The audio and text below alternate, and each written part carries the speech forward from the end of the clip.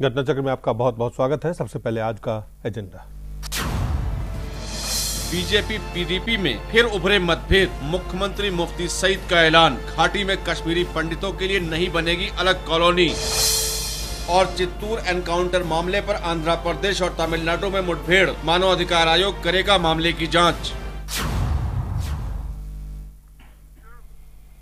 BJP और PDP की सरकार जम्मू कश्मीर में एक बार फिर वहां मतभेद दिखाई दे रहा है और इस बार मतभेद बहुत साफ है कि कश्मीरी जो पंडित हैं विस्थापित हैं, अपने ही मुल्क में रिफ्यूजी बने बैठे हैं सालों से, उनको बसाने को लेकर जहां मुफ्ती मोहम्मद सईद ने जाके ऐलान किया कि इस तरह की कोई योजना नहीं है, वहीं गृह मंत्री राजनाथ सिंह ने जो संकेत दिए हैं, उन्होंने कहा कि वो नहीं विस्तार में नहीं जाना चाहते। कश्मीरी पंडितों के पुनर्वास के लिए केंद्र सरकार द्वारा जो भी निर्णय किया जाएगा वही निर्णय कायम है। हमारी जम्मू कश्मीर के मुख्यमंत्री से अच्छी बातचीत हुई है, इस मुद्दे पर उन्होंने ये टिप्पणी की है। आज उनसे पूछा गया, लेकिन मुफ्ती मोहम्मद सईद ने विधानसभा में क्या कहा ये आप देखिए। मेरी होम मिनिस्टर ऑफ इंडिया से बात हुई, मैंने उनको कह दिया ये अलग नहीं रह सकते हैं, अगर होगा तो इकट्ठे रहेंगे। तो मैं ये यहां कहना चाहता हूं हाउस से, ये हमारी एक डाइवर्सिटी का नमूना है। बल्कि जिस तरह से इस पर शोर किया गया, कोई प्लान नहीं, कोई एक्विजिशन नहीं, हवा बना के कह दिया गया कि भाई इनका अलग कोई होमलैंड बनाया जाएगा। That is not possible. मंगलवार को नई दिल्ली में बैठक हुई थी गृह मंत्री से के साथ, और इस बैठक के बाद जो मुख्यमंत्री ने कहा था, खास करके कि कश्मीरी पंडितों के लिए समग्र टाउनशिप बसाने के मकसद से राज्य में भूमि मुहैया कराई जाए। मुख्यमंत्री ने गृह मंत्री को आश्वासन दिया था कि राज्य सरकार घाटी में समग्र टाउनशिप के लिए यथाशीघ्र जमीन अधिग्रहित करेगी और मुहैया कराएगी। लेकिन जो उन्होंने कहा था और इसके बाद जो आज कह रहे हैं, उसमें सीधा यू टर्न है। हमारे साथ रविंद्र पंडिता जी हैं, अध्यक्ष हैं और प्रवीण कश्मीर खुद पंडित हैं जो घाटी से हैं। हरमेश रत्न जी हैं, भारतीय जनता पार्टी के नेता हैं। नीता मिश्रा जी हैं, कांग्रेस के नेता हैं। शेख मंजूर अहमद साहब हैं, वरिष्ठ पत्रकार हैं। गोविंद दरमानी जी हैं, वरिष्ठ पत्रकार हैं। सबसे पहले शुरुआत करते हैं रविंद्र जी आपसे। मंगलवार से लेकर और बृहस्पतिवार में जो कुछ हुआ है, इसको कैसे देखा जाए? देखिए, हम शुरू से ही यही कह रहे हैं कि हमारी जो पार्टी है APMCC, all parties migrant coordination committee, हम लोग ये चाह रहे हैं कि अभी रिसेंट टाइम्स में जो इलेक्शन हुआ है उसके बाद ये बीजेपी गवर्नमेंट में फिर से एक नया टॉपिक छिड़ गया है और ये लोग चाह रहे हैं कि हमें फिर से वहाँ पे बसाएं। लेकिन इलेक्शन से पहले भी और इलेक्शन के बाद भी हम लोग ये कह रहे हैं कि एक क्लियर कट ब्लूप्रिंट आ जाए कि आप लोग किस तरह से बसाना चाहते हैं हमें वापस वहाँ। 25 साल का एक वक्फा जो है एक बहुत बड़ा टाइम है कि 25 साल, एक क्वार्टर ऑफ ए सेंचुरी की एक कम्युनिटी बाहर है, अपने ही देश में विस्थापित है, इंटरनली डिस्प्लेस्ड पीपल हैं, इनको वापस घाटी में कहाँ पे आप बसाएंगे, किस तरह से योजना बनाई जाए, क्या वो लोग वापस जाके क्या करेंगे? It has to be in both rather. आप बीजेपी को और पीडीपी को भूल जाइए, मैं आपसे जानना चाहता हूं कि क्या सोच बन रही है जो पंडित माइग्रेंट्स हैं जो बाहर अलग अलग देश के अलग अलग हिस्सों में बसे हुए हैं, खासकर चाहे जम्मू में हो चाहे दिल्ली में हो, वो क्या चाहते हैं? ये कश्मीरी पंडित तो चाहते हैं कश्मीर हमारा है, जितना कश्मीर किसी और संप्रदाय का है उतना कश्मीर हमारा भी है। हम लोग चाहते हैं कि हम वापस जाएं, पर वापस जाने के लिए आपको एक कंड्यूसिव एटमॉस्फेयर बनाना पड़ेगा। खाली सिक्योरिटी नहीं है, खाली 1 रूम टेनेमेंट देने से आप हम लोगों को वापस नहीं बसाएंगे। आप पहले पॉलिटिकल एस्पिरेशन देखेंगे, हमारा इकोनॉमिकल एस्पिरेशन देखेंगे, सोशल एस्पिरेशन देखेंगे, वहां पे ग्राउंड लेवल की क्या स्थिति है। ये लोग पेपर में यहां बैठ के नहीं हो सकता कि we are constructing one part one composite colony and वहां पे सारे लोग बसेंगे। वो लोग करेंगे क्या वहां पे जाके आज 25 साल के बाद? क्या योजना है हमारे लिए वहां? इकोनॉमिक योजना, क्या पॉलिटिकल योजना है? क्या वो लोग हमें वापस रविंद्र जी, आप जो एक जो अलग अलग राय है, इस पे एक राय है कि नहीं वहां अलग से कोई घाटी में कोई कॉलोनी नहीं बनाई जानी चाहिए जिसमें जाके रहे, जहां पे आपका घर था, जो घर आप छोड़ के आए थे उस घर में आप जाए। एक ये राय है कि उसी घर में रहें। किस तरह की जो कश्मीरी पंडित हैं जो विस्थापित हैं वो क्या चाहते हैं? वो चाहते हैं कि अलग से टाउनशिप बने, या वो क्या चाहते हैं कि जो घर छोड़ गया तो वहां जाके रहे? क्या चाहते हैं? देखिए, इसमें 2-3 टाइप की राय है जी। वो सब जगह आप देख रहे हैं कि मीडिया में पिछले 2 दिन से ये आ रहा है। एक राय तो ये है कुछ लोगों की कि अलग होमलैंड, एक सेपरेट पीस ऑफ लैंड दिया जाए जहां हमको बसाया जाए। This is from the point of view of security, कि हम लोग सिक्योरिटी इनसिक्योर फील कर रहे हैं और वहां पे अलग से हम बसे, जैसे यूनियन टेरिटरी का एक स्टेटस दिया जाए। ये तो एक राय है। एक राय ये है कि हम उस तरह से मिंगल नहीं हो पाएंगे विद लोकल पॉपुलेशन, हमारा सिक्योरिटी जो है और ज्यादा इनसिक्योरिटी में तब्दील हो जाएगी, क्योंकि एक ही जगह हम ज्यादा वल्नरेबल है, अटैक ज्यादा इजिली हो सकता है। पर मिंगल होने के लिए, वापस अपने घरों में जाने के लिए, वो घर तो रहे नहीं। 25 साल में हमारा कोई घर तो है नहीं वहां पे, वो जलाए गए हैं, कैप्चर किए गए हैं, बेचे गए हैं, डिस्ट्रेस सेल है। तो किस जगह जाए, कहां पे रहें? तो गवर्नमेंट कह रही है हम लोग आपके लिए बनाएंगे जी, क्वार्टर्स बनाएंगे, ये करें। वो तो खुद अभी गवर्नमेंट को नहीं पता है क्या करना है। परसों मुफ्ती साहब कह रहे हैं हाँ ठीक है, इनके लिए कंपोजिट जो है हम टाउनशिप बनाएंगे, आज कह रहे हैं नहीं बनाएंगे। Let the government first decide क्या करना है। हमारे तीनों points, political, social as well as economic aspirations, all the 3 points should be met. Neeta ji, आपसे जानना चाहेंगे, कांग्रेस पार्टी ने इसका विरोध किया है आज विधानसभा में, क्या कारण है आपके विरोध का? जो अलग बसाने की बात हो रही थी या बात चर्चा हो रही है, जिसपे जाके पहले जो बातचीत हुई है सबके सामने, आज भी जो मुफ्ती मोहम्मद सईद ने कहा वो भी सबके सामने है, आपके पार्टी का विरोध क्या है?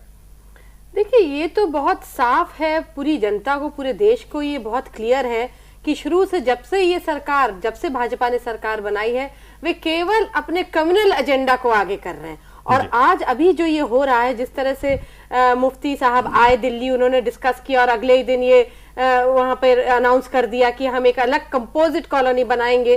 तो जहां तक बात है कश्मीर की, जम्मू कश्मीर, जब भी हम बात करते हैं जम्मू कश्मीर की बात करते हैं, हम अकेला कश्मीर, अकेली वैली, अकेली जम्मू की बात नहीं करते रहे, या हम हिंदू मुसलमान की बात करते हैं, एक साथ नाम लेते हैं, हम एकता को, एकता के प्रतीक इस्तेमाल करते हैं। लेकिन इनका जो भाजपा सरकार का हमने माइंडसेट देखा और अब उनके साथ जो पीडीपी का देखा, तो वो केवल, मुझे लगता है और कुछ नहीं, लोगों को फिर से विभाजित करने में। आप क्यों विरोध कर रही है तो बताइए, ये आप नहीं बता रहे, आप विरोध क्यों कर रही है, किस आधार पे विरोध कर रही है? देखिए, विरोध इस आधार पे कर रहे हैं कि ऐसा क्या कारण है, क्यों ऐसा उन्होंने सोचा कि एक अलग से एक साथ कंपोजिट रूप में इनको अलग कहीं बसाया जाए।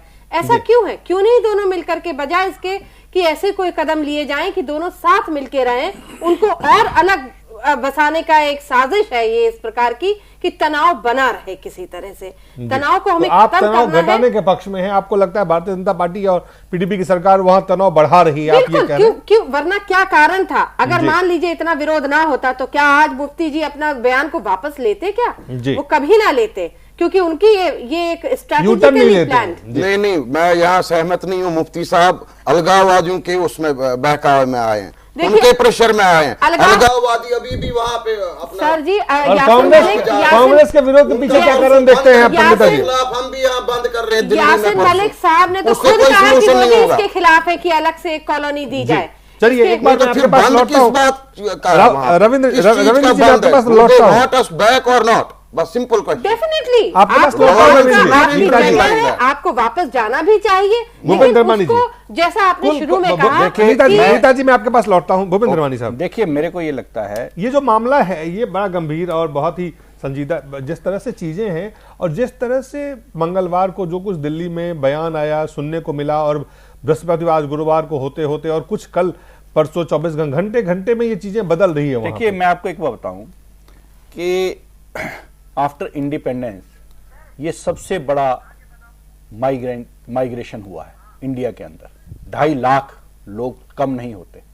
और बात ठीक है पंडिता जी की कि 25 साल से जो बेघर हैं अपने ही देश में, उनको दोबारा बसाना कोई आसान काम नहीं है। जो आपने जिस चीज को रेफर कर रहे हैं, वो मानसिकता जो अभी नीता जी बात कर रही थी कि हर चीज का विरोध करना है, विरोध करने के लिए करना है तो करें पॉलिटिकली, लेकिन आप सोचिए कि वहां पर क्या नारे लग रहे हैं कि हम यहां इजराइल नहीं बनने देंगे।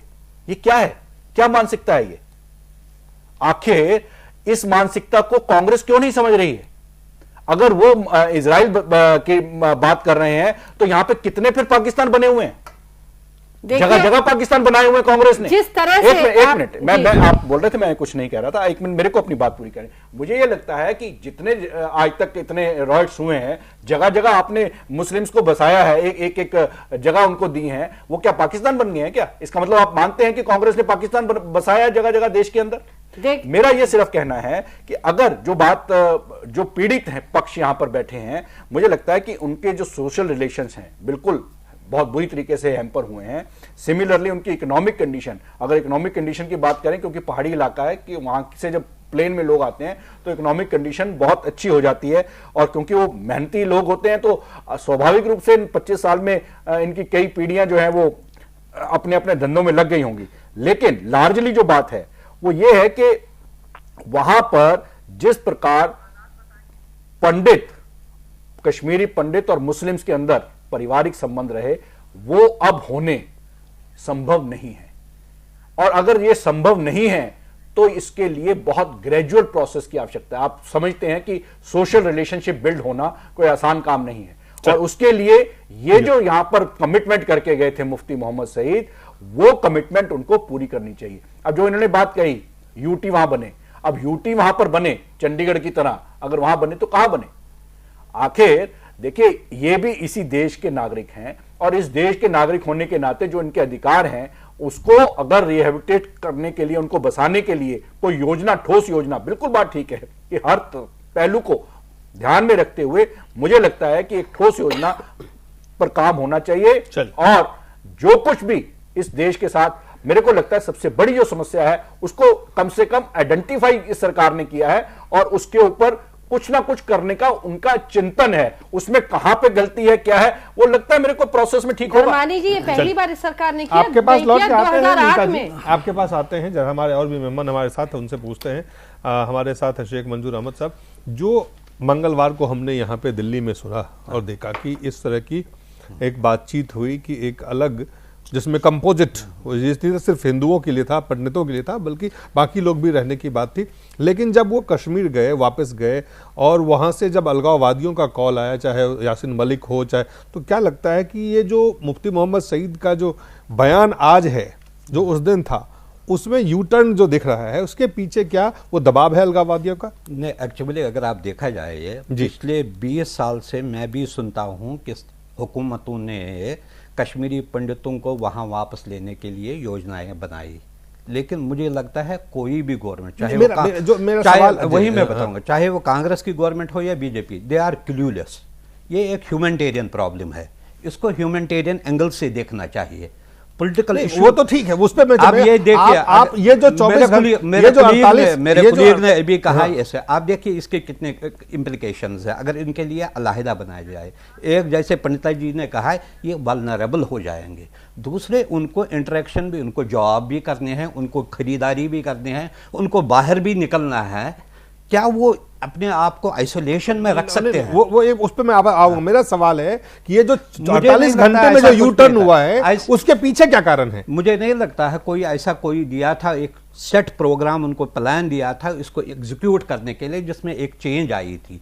नहीं, जब कल ये तमाम बयान जो यासिन मलिक के धमकी के बाद आया है कि वहां इजराइल को नहीं बनने देंगे, तो क्या अलगाववादी वहां टर्म्स डिक्टेट कर रहे हैं? क्या उसके दबाव में आके ये कर रहे हैं? प्लान ही नहीं होता। इनफैक्ट अगर आप देखेंगे, बहुत सारे separatist parties, including so much so hardliner Syed Ali Shah Geelani भी कहता है, नहीं, कहना एक बात है, कहना एक बात है, करना दूसरी बात है। कहने के लिए उनको पता है कि ये एक सियासी मामला है, सियासी उनके लिए, तो ये कह देना एक अलग चीज है। बट जिस तरह से विरोध किया, उस विरोध के कारण क्या पीडीपी का किया कि आइसोलेशन में नहीं रहना चाहिए। आइसोलेशन में अगर आप कंपोजिट एक सिटी की बात करते हैं, कंपोजिट उसको बसाने के, उसमें आइसोलेशन की बात कहां से आती है? आपको मैं एक फैक्ट बताऊंगा, वहां पर शेखपुरा एक जगह है जहां पर कश्मीरी पंडितों के लिए यूनिट्स बनाए गए हैं। उनमें से एक ही फैमिली गई, और बाकी जो 50 के करीब जो फ्लैट्स है पिछले 5 साल से खाली पड़े हैं, कोई गया ही नहीं। ये बहुत सारे और भी चीजें हैं। चलिए एक छोटा सा हमें ब्रेक लेना पड़ेगा। रमेश रतन जी आपके पास आएंगे, एक छोटा सा ब्रेक के बाद आएंगे आपके पास।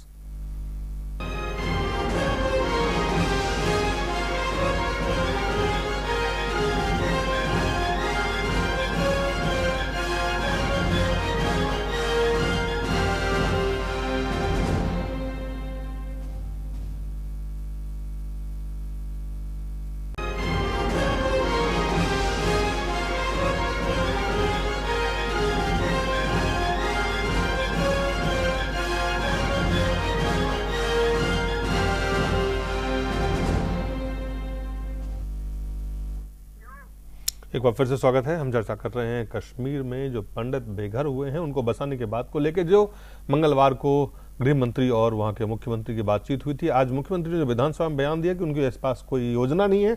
इस बाबत जब गृह मंत्री से दिल्ली में सवाल पूछा गया तो उन्होंने कहा, चिंता मत करिए, हम कश्मीरी पंडितों और वहां रह रहे लोग सुरक्षा को लेकर चिंतित हैं। हम इन बातों को ध्यान में रखकर एक कार्य योजना तैयार करेंगे। और इससे पहले आपको हमने दिखाया था कि मुफ्ती मोहम्मद सईद ने क्या कहा।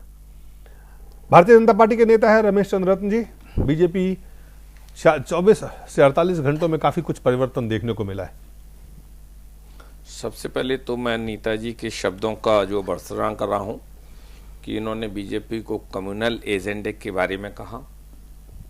कम्युनल एजेंडा तो मैं आश्चर्य कर रहा हूं कि 2014 का कम्युनल एजेंडा इनको कांग्रेसियों को पूरी तरह से देश ने सिखा दिया कि इनका आज़ादी से पूर्व और आज़ादी के बाद धर्म जाति पंथ पर इन्होंने देश चलाया। और इतना ही नहीं, ये धराशायी हुए परिवारवाद पर, भ्रष्टाचार पर और जातवाद पर। इनका कुनवाबी जातवाद पर है और आज भी इनका हिडन एजेंडा आज चैनल से खुल गया।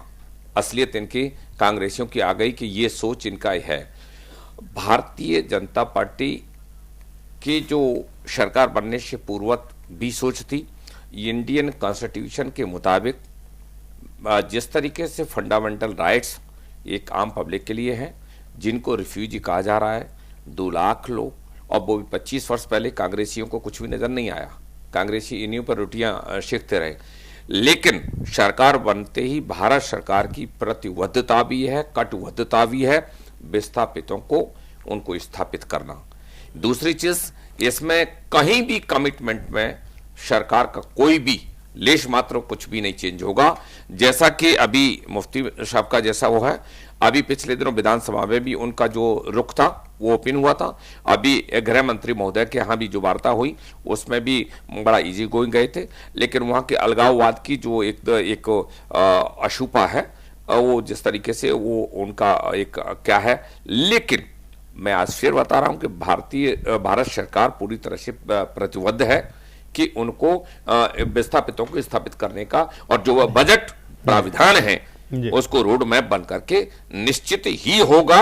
और इसमें कतई कोई भी गुंजाइश बिल्कुल नहीं। गुंजाइश तो नहीं आप कह रहे हैं, लेकिन जो बातें 48 घंटे में जितने परिवर्तन हुए अगर उसको देखें हम, तो हमको साफ दिखता नहीं है कि कश्मीर को लेके पीडीपी और बीजेपी में, वहां पे बीजेपी के साथ या गृह मंत्री के साथ जब बातचीत करके जाते हैं तो एक बात करके जाते हैं, और जब वापस आप देखिए कश्मीर में जाते हैं, विधानसभा में जाते हैं तो बयान क्या देते हैं। और एक तरफ तो बयान खुद देते हैं और दूसरी तरफ अलगाववादी नेता यासीन मलिक धमकी देते हैं कि उनको वहां इजराइल नहीं बनने देंगे।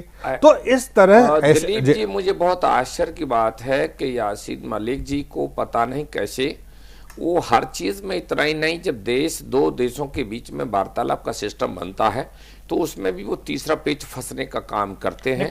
और यहाँ भी उनका जो स्वरूप है वो जो, और उसी स्वरूप पर कैसे मुफ्ती साहब कैसे यू टर्न लिए हैं बटाई कांड से।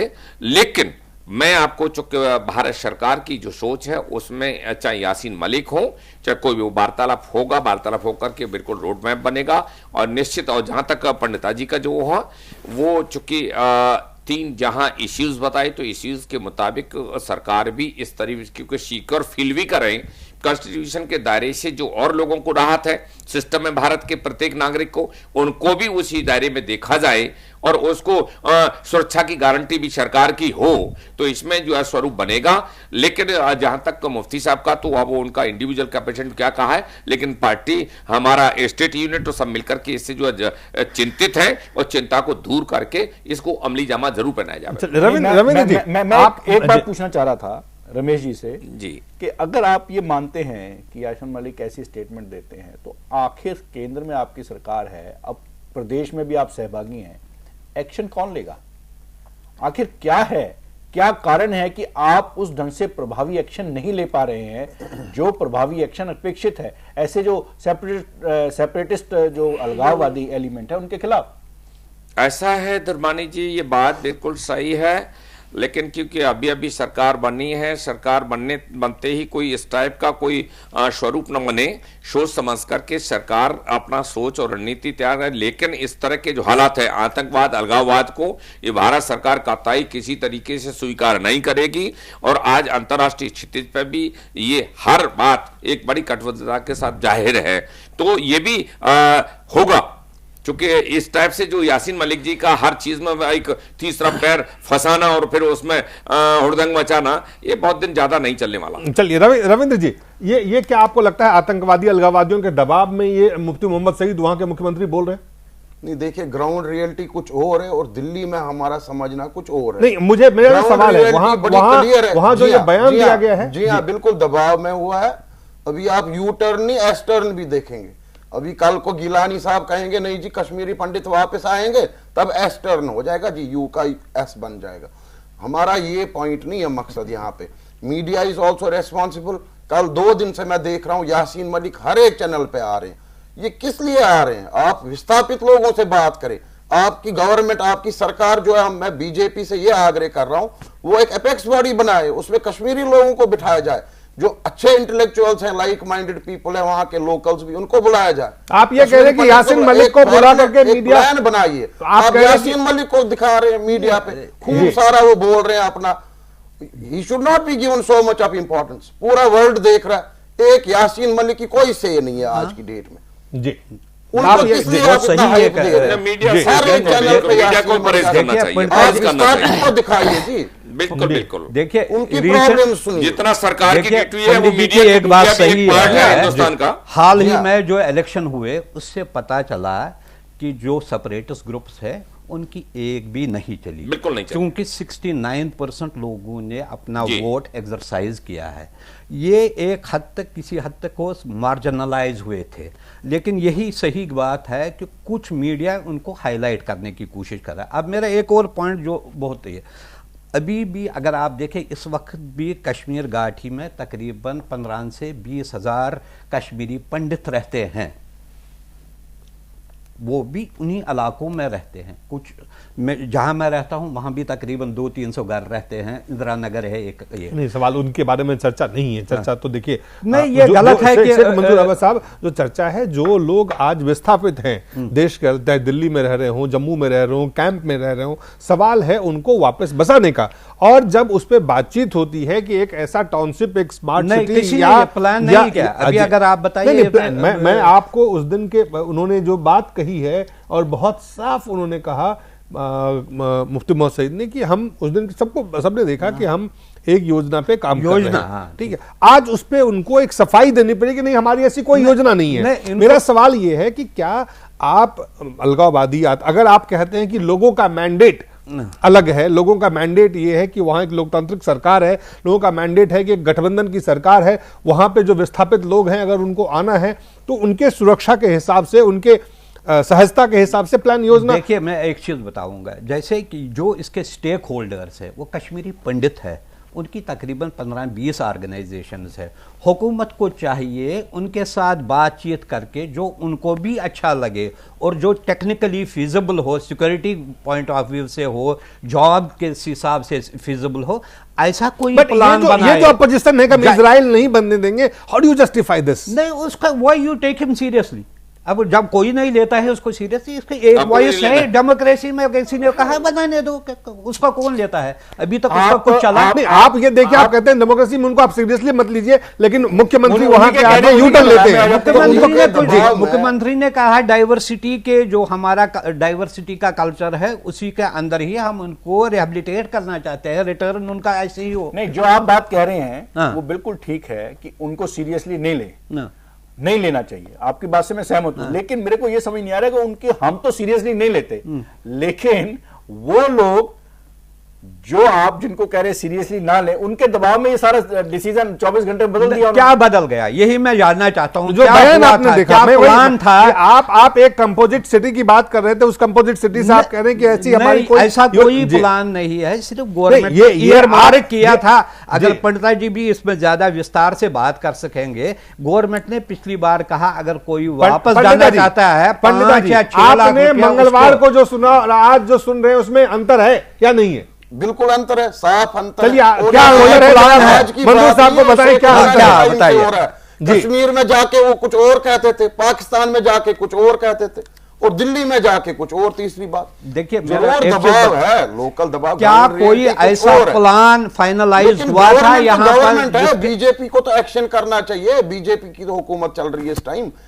सभी कश्मीरी ऑर्गेनाइजेशंस जो हैं विस्थापितों का सुने, वहां लोकल जो पार्टीज हैं, मेन पार्टीज, उनका भी सुने। ह्यूमैनिटेरियन इशू है, it is more humanitarian than political. What I am saying, it should be read correctly. सबसे हमारा बात करके मेरा ये है कि मैं नहीं जाना चाहता हूं। मेरा बच्चा पीछे 2006 से वहां पे एक आश्रम चला रहा है, कट्टर बड़गाम जिले में वो बैठा है। मैं नहीं जाना चाहता हूं। मेरे लिए क्या रिहैबिलिटेशन प्लान है बीजेपी का? मेरे से भी तो बात करे।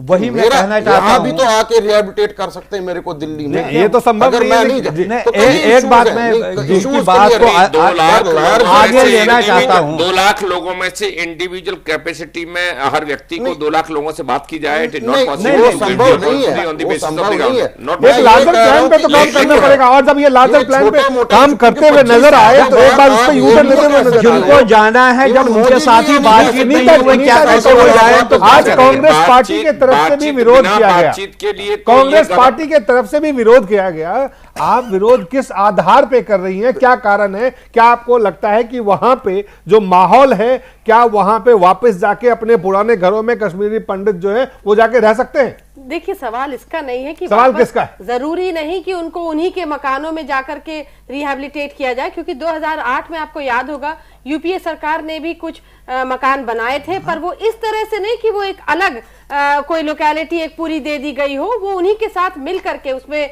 लगभग 31% लोग जो थे वो मुसलमानों को भी दिए गए थे वो मकान, और बाकी के उसमें पंडित भी थे। तो प्रश्न सिर्फ इस बात का है कि ऐसी क्यों मानसिकता बन गई है प्रेजेंट डे जो सरकार है, केंद्र सरकार है, कि दोनों को अलग अलग क्यों देखा जाता है, या इस तरह से परसेप्शन? वहां पे जो कुछ हुआ वो अलग ही, वहां पे हुआ क्या? वहां पे हुआ क्या था? ये चश्मा कांग्रेस का अलग अलग लगा हुआ है। मैं एग्री नहीं करता हूं। कांग्रेस ने पूरी दुकानदारी करी। नेताजी, चश्मा 2004 में सरकार, बीजेपी पंडिताजी जो रियल में आई है, एक मिनट, चश्मा का नेताजी, चश्मा कांग्रेस का 2004 में सरकार बनते ही कम्युनलिज्म का एजेंडा जो स्टार्ट किया, रघुनाथ मिश्रा आप लेकर के आए, राजेंद्र सच्चर आप लेकर के आए, ये तो कम्युनल एजेंडा तो आप लोगों का है। ये तो हिंदुस्तान पाकिस्तान आपकी देन है, ये है ही सारा सिस्टम आपका। हम तो और ये मानते हैं 25 बीजेपी साल से बड़ी लाचार सीरियस है, है, 25 साल से बीजेपी दुखी सीरियस है, है। ये भी आपकी देन है।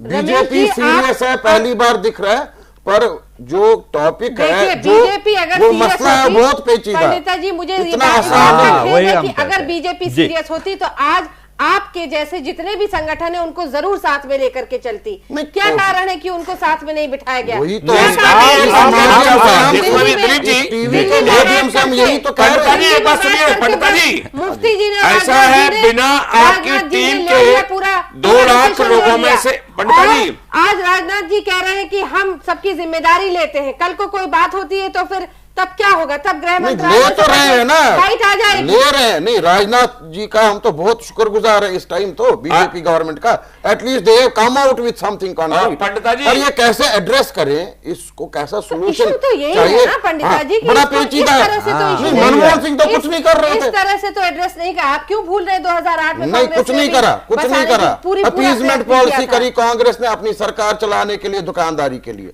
वहां पे जॉब्स क्रिएट करे थे, आज तक तनख्वाह नहीं मिल रही है। कांग्रेस के लिए हुए कदम को अपीजमेंट कहते हैं तो आज जो हुआ है नेता उसको मिश्रा जी, सेपरेटिज्म कहा जाएगा। नेता मिश्रा जी, it's not आप a separate। जानते हैं कि जो एक लोग कोशिश वहां है पे वापस आज भी बसाने की, वहां और जो इसमें माइग्रेंट देखना है कॉलोनी कि में किस है, तरह से वहां पे होए। क्या कठिनाइयां हैं, जो कुछ बने भी है वहां पे कितनी कठिनाइयां। सवाल ये हो रहा था कि एक कंपोजिट सिटी जहां सिर्फ कश्मीरी पंडित नहीं बल्कि अन्य शहर के और भी नागरिक रह सकते हो, ऐसी योजना पे अगर काम की शुरुआत या सोच थी, तो ऐसे सोच का विरोध घाटी में करने वाले जो लोग हैं, जिसके दबाव में आके आज मुख्यमंत्री अपने वक्तव्य को अगर ना भी कहें तो उस पर एक बदलते हुए सुर नजर उनका आ रहा है। फिर भी कहता हूं कि अभी तक जब जिनको जाना है इनके साथ बातचीत ही नहीं हुई, इसलिए किसी को यह पता नहीं है कि ब्लूप्रिंट क्या है, प्लान क्या है, लेकिन लेकिन आप ये देखिए कि आपको ब्लूप्रिंट नहीं पता है, लेकिन आपने ये घोषणा कर दिया कि यहाँ पे हम पैलेस्टाइन टाइप का चीजें नहीं होने देंगे। तो ये उनकी क्या योजना था? उसका क्या है? आप ये देखिए कि ये आप एक तरफ जो बात कह रहे हैं, अगर मैं उससे कहूं कि हाँ आप ठीक कह रहे, तो आप ये देखिए कि क्या कहा जा रहा है। कोई भी कुछ कोई नहीं, आप ये देखिए और उसके बाद जी देखिए उसके कहने से कोई रुकावट नहीं आएगी। मुझे ये लगता है कि हम जब बात करते हैं, जो बात हमें सूट नहीं करती, हम उसको क्यों सीरियसली लेते हैं और उसके दबाव में सरकार आ जाती है। जब इशू को जब कोई एड्रेस करने लगता है, तो वो जो कंसर्न पार्टी है उनको एड्रेस क्यों नहीं किया गया? आप बताइए क्या दबाव में क्या है? दबाव में क्या है? मेरा ये कहना है, दबाव में आपके सामने उन्होंने सारा बदल दिया। क्या उन्होंने ये जब कहा कि हम कंपोजिट सिटी बनाएंगे, तो आज स्टेटमेंट देने की क्या जरूरत थी उनको? नहीं, मेरे ख्याल में कल नहीं बताया उन्होंने। मैंने भी सुना उनको जब वो राजनाथ सिंह के मुलाकात के बाद बाहर आए, उन्होंने कभी नहीं बताया। ये तो सीधा सीधा टाउनशिप्स he has written जो बात टाउनशिप का document is township.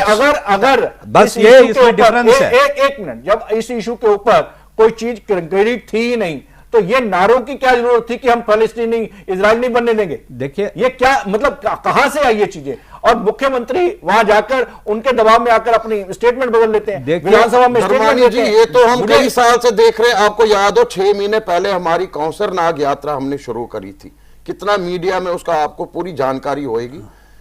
DC has given permission, SP का परमिशन है, अथॉरिटीज का परमिशन है। एक धार्मिक यात्रा हो रही है, कश्मीरी पंडित जा रहे हैं और वो रोकी गई लास्ट मोमेंट पे। मैं तो पहले ही कह रहा हूं कि दबाव है। लेकिन जो बात मेरा आखिरी जो मंजूर साहब हैं आपसे, और आप पंडित जी आपसे एक बिल्कुल छोटा सा सवाल, हमारा समय एक ब्रेक का ब्रेक, कि मुख्यमंत्री ने गृह मंत्री को आश्वासन दिया था मंगलवार को कि राज्य सरकार घाटी में समग्र टाउनशिप के लिए यथासंभव वही है टाउनशिप हुआ है कि बहुत सारी जगह उनको बसाएंगे, एक जगह नहीं बसाएंगे। सवाल है कि आज इस बयान को जो उन्होंने दिया है, उस बयान की क्या आवश्यकता थी? सवाल ये है, देखिए इस बयान को हमें कैसे देखना चाहिए? देखिए इंप्रेशन ये लगा जब टाउनशिप और टाउनशिप्स की बात कर रहे हैं, टाउनशिप्स हुआ कि 8-10 जगह उनको बसाएंगे जी। हाँ, जब टाउनशिप की आप बात करते हैं तो एक सिर्फ उनको नहीं, बाकी भी लोगों को बसाएंगे। किसको और कौन? बाकी भी जो लोग अगर कश्मीर कोई भी आना के आप बसना चाहते हैं, उसके लिए भी वो कश्मीरी पंडित ही बसेंगे और कौन बसेगा? नहीं, और भी बस सकते हैं, क्यों नहीं बस सकते? उसके लिए कोई क्या, उसके लिए सर, उसके लिए कोई भी एक आम नागरिक चाहे वहां तो घर लेने की बात की जा रही थी। आज जो सफाई दी गई, मेरा सवाल है कि सफाई के पीछे क्या दबाव की सियासत है? इस सफाई के पीछे क्या कारण है? ऐसी बात मुझे लगता है अभी भी ये जो प्रिलिमिनरी स्टेज में सारी कुछ बातचीत हो रही है, अभी फाइनलाइज हुआ है। और मेरा यही कहना है जो इसके स्टेक होल्डर्स है, इनके साथ बातचीत करनी चाहिए। उनके लिए सबसे बेहतरीन तरीका रिटर्न, उन्होंने चुन के एक सरकार बना दी, एक सरकार जो लोकतांत्रिक तरीके से बनी हुई है। उनको समस्याओं का निदान भी पता है, उन्हें समस्या भी पता है और उसका समाधान की तरफ वो बढ़ भी रहे हैं। लेकिन सवाल है कि ये सरकार दिल्ली में एक तरफ की समझ या एक तरह की बात आती है, जब वो कश्मीर में जाते हैं तो घाटी में जाने के बाद बात दूसरी तरह से उसको की जाती है। जिनको जाना है उनके साथ भी बातचीत होनी चाहिए ना। एक बार एक बात कर रहे हैं कि जो जिनको जाना है उनके साथ एक बात आप बताइए ना, एक्शन जब ही होता है जब आपका कोई रिप्रेजेंटेशन होगा। रिप्रेजेंटेशन आप गलत समझिए, सरकार के तहत लोगों ने जो 2 लाख लोग हैं उनके बीच में रिप्रेजेंटेशन गया है, प्लान तभी बना है, बजट और सिस्टम तभी बना है। अब उसमें इंडिविजुअल कैपेसिटी में क्या करके चलेंगे? मुझे नहीं बुलाया। पंडिता जी भी एक पंडिता जी वहां कश्मीरी पंडितों की बात हो रही है, मुझे ये लगता है कि पंडिता जी की बात नहीं हो रही है। एक मिनट, ऐसा है ये जो गवर्नमेंट का जो बजट है, सिस्टम है, प्रोसीजर है और ये सारा रोड मैप का जो तैयारी है, बिना किसी जम्मू कश्मीर। लेकिन एक बात बहुत साफ है कि मतभेद बीजेपी और पीडीपी में लगभग तमाम मुद्दों पे जो शुरुआत से मतभेद साफ है। ये स्वाभाविक है, बीजेपी और पीडीपी में मतभेद है, हो सकता है इस मुद्दे को लेकर। सरकार और बीजेपी मेरा ये मानना है रमेश जी, एक बात तो जो अभी मुझे लगता है दलीप जी ने जो बात कही है इसमें तो सच्चाई है और नजर भी आता है। जब से सरकार बनी है कई मुद्दे ऐसे हैं जिसमें आज कुछ कह रहे हैं, कल कुछ कह रहे हैं। पीडीपी का कुछ स्टैंड है, बीजेपी का कुछ है। वो एक ट्यूनिंग अभी नहीं है जो होनी चाहिए एक गठबंधन में।